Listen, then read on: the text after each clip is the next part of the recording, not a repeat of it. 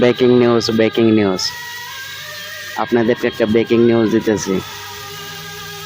অবশেষে সচিবালয়ে ভারতীয় নাগরিক কর্মরত অবস্থায় 57 জন শনাক্ত করা হয়েছে।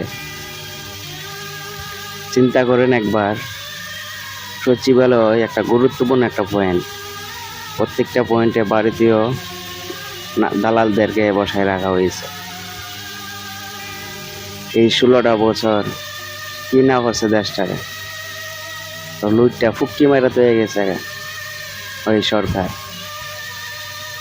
আরে আর আমরা কিরম নির্লজ্জ জাতি, আমরা আততালি দেই সরকার উন্নয়ন করছে, ফুক্কি মারাতে হয়ে গেছে সরকার।